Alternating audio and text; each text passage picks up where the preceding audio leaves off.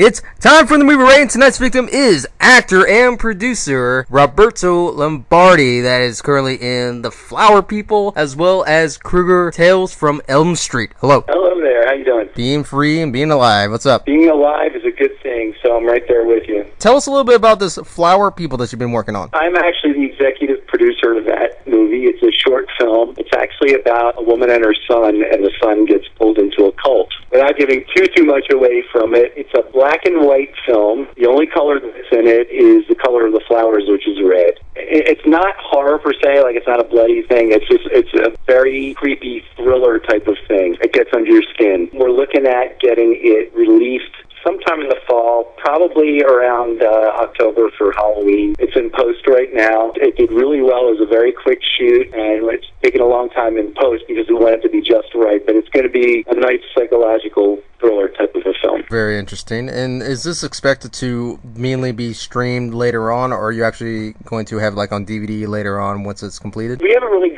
talked about that so far. I mean, we want to do the festival circuit with it first. The director, Charles Chrisman, and he's also producing it with me. I wanted to bring up to him about having us perhaps put The Flower People and another film we did together that I actually acted in called Mask. I want to put both of them probably and have a DVD/Blu-ray release and just make it like a two-movie release. That way it's a little more value for the money for the audience, and we get both films out. Well, that's very cool. And were you funding very well for this, or did you have to go a little bit higher up in order to, like GoFundMe or Kickstarter or anything like that? No, we didn't go with that. We didn't have like particularly high budgets for either of the films. Just enough to cover expenses.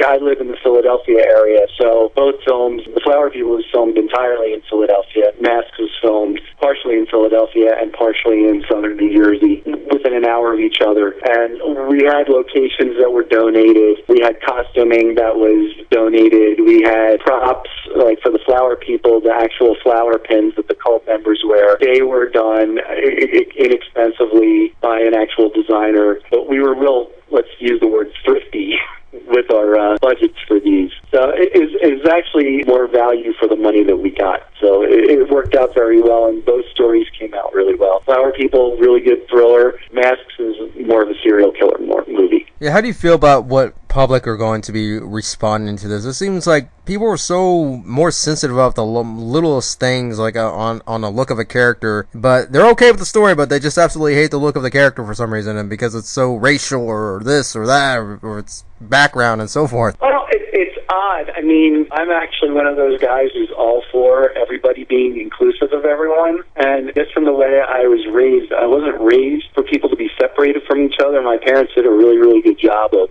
raising me to think inclusively. It's funny, the directors that I work the most with, which is Charles Chrisman and another guy who did the Krueger series, Chris Early, they're both very inclusive of everybody. The Flower People, the lead is a white female in The Flower People. I was the lead in Masks. This is Chuck's films. But the other lead, the co-lead of The Flower People, is Puerto Rican. The young boy who is her son in it is also Hispanic. And almost all of the background extras in the film, they're all very racially mixed, which is a great thing. Chris's movie, same way. Chris is very female-centric in his casting. He writes projects specifically for females of all types, and he's very inclusive of everybody when he's casting films. I don't know. I think that's the way to go, because everybody should get to enjoy everything, and everybody should be represented. Everybody should be able to look up at the screen and go, hey, that's a person like me. If they can do that, I can do that. Today's world, for some reason, everyone wants to find some kind of an excuse to turn into something else that really shouldn't be as what it is. It's just either looking for some excuse to halt some kind of production because you as an individual doesn't like and don't want it to be shown anywhere else, but yet you're okay with everything else in terms of certain types of violence or something like that in other films. But to me, that's a little bit in its own discrimination. I mean, you're wanting to stop someone's art because they're showing a different nationality or like a cult or something like that because of recent events. That's true, but art is art, and if that's what you come up with, I mean, you're going to present it to an audience, and an audience is either going to like it or they're not going to like it. Everything's going to have their fans, and everything's going to have their detractors. But here's one simple thing that you can live by when it comes to art. If it's not your type of thing, don't go see it. If it's on television, change the channel. Let the people who are into it be into it. And that's the best thing about art, is the fact it's unbiased. It has no opinion. It has no arguments. It's full of beauty. It's full of ugliness. It's anything what the person wants it to be, including the creator himself or herself. That's exactly right. You shouldn't have to alter your vision of something because of trendiness or current events or anything like that. You should present what you want to present. Do you think when it comes to these more recent tragic events, shootings and all this stuff, when it comes to the filmmaking, do you think when they're trying to present their vision, including yourself as an actor, trying to present a vision and having to alter that vision, do you think it kind of hinders on the artists themselves to actually fully express it? I think this is a really touchy area. I think for being both a producer and mainly an actor, but producer as well, I think you have to look at, and it's difficult because a producer is always looking at a bottom line. The producer is only going to look at how their film is going to be received and how well it's going to do and what's the widest audience for it. You want to present your vision, but if it goes so far over the top that it's going to, and this is the difficult part, you want it to be accessible to the largest group of people. That's talking as a producer. So I see where producers sometimes want to cut something out or pull back on something, but the actor side of me, which is the main side of me as an actor, would be show everything, do everything. If this is what the film is about, basically I've played really bad characters. I've done a lot of horror films. I usually get cast, I guess because of the way my look comes across, I get cast as the guy who's a bad guy or not such a good guy or the evil guy. So I've played these characters, and some of them have had real topical references to them to real life. And I didn't think it was a good idea to hold back on any of those characters, and we didn't. And it worked out fine. But, there's some people I remember seeing comments on some of the films where people are like, well, how could you do that? How can you show this? And my answer is always the same thing. If it bothers you this much, A, we did our job because you're supposed to be bothered by this. And B, if it's really just too much for you, then by all means, skip over to the next movie and don't watch it. And I don't mean that sarcastically or flippantly or anything like that. It's just like, if it's truly not for you, then you shouldn't watch it. Do you think it'd be hard to preserve this vision, or do you think there's no reason to preserve it at all? Just let it be where it's at and however the audience takes it as? Well, here's the catch with that, too. When you're doing a film, especially a feature film, short films are a different story because short films, you can get away with a lot more because you can self-distribute it very easily. You can self-distribute it on YouTube. You can self-distribute it in lots of different formats that you don't have to answer to anybody. But with a feature film, it's a different ballgame because it's your vision and you present it. And, say you get signed to a distributor and the distributor wants to put your film in different countries. Well, different countries have different standards, and they're going to look at your film and they're going to either tell you to edit certain stuff out, depending on what territory it's going to, or they're going to do it themselves. And believe me, you'd rather do it yourself. You'd rather edit the content yourself if it has to be, because if they edit it out, it's really going to damage your vision.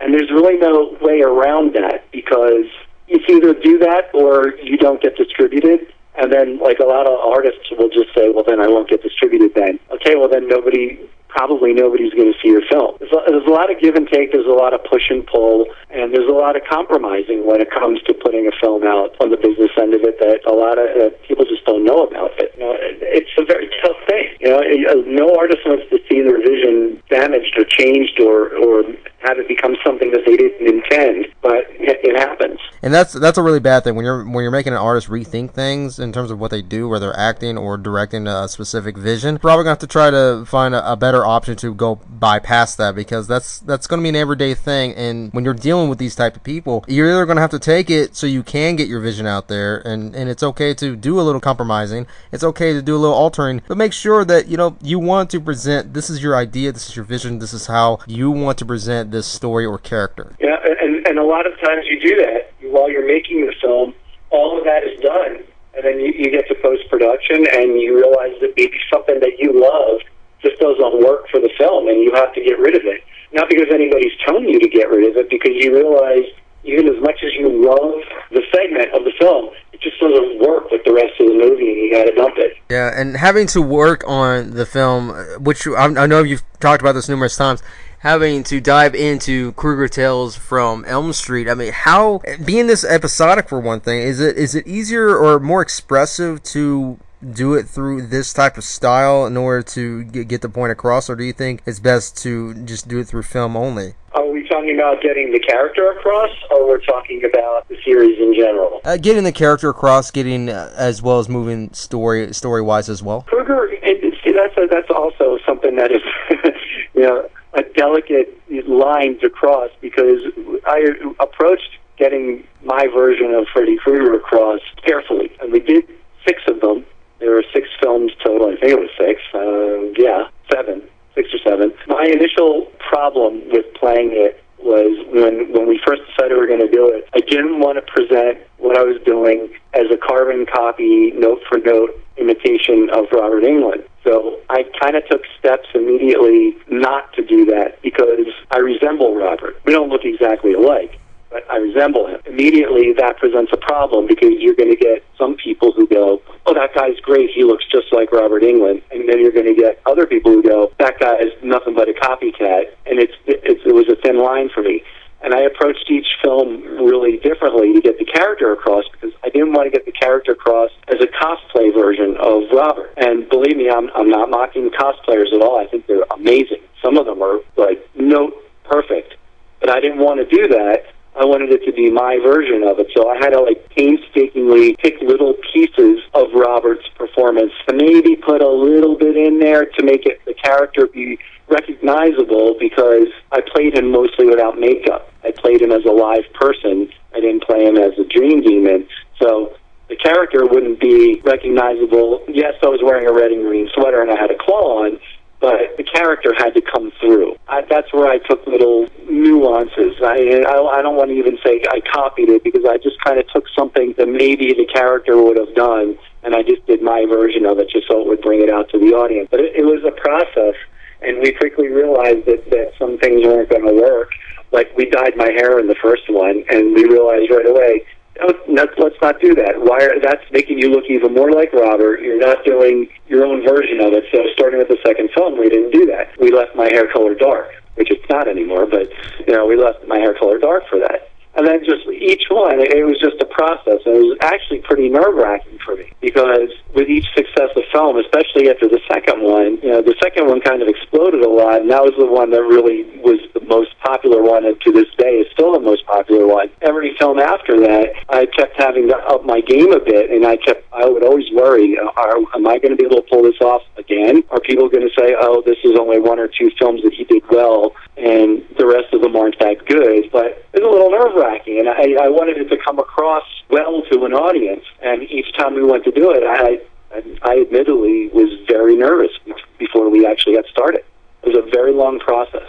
It was 8 years worth. That's amazing, though, the fact that you can still pull through this despite of any kind of criticism or any kind of anything that could really throw you off. They're trying to perform this character in your own way, trying to make this a unique, trying to get the story out there in your own vision, as well as the director's vision and anybody else involved, and having to really come across something that we haven't seen, something we haven't experienced. And I can imagine that could be such a bad thing for you to focus on this, because you get all this noise in your ear and you're trying to focus on trying to make a best of your own vision as a whole. And the confusion came in for an audience, and this is where looking like resembling Robert didn't really do me any favors, was films where I did pretty much nothing the way Robert did it. I did it pretty much all my own way, and there would still be comments that said, you're just copying Robert. And I'm like, if you just put another actor in there who did the same exact thing that I did, with the same inflections and the same body movement, you would say that was a completely original performance. But because I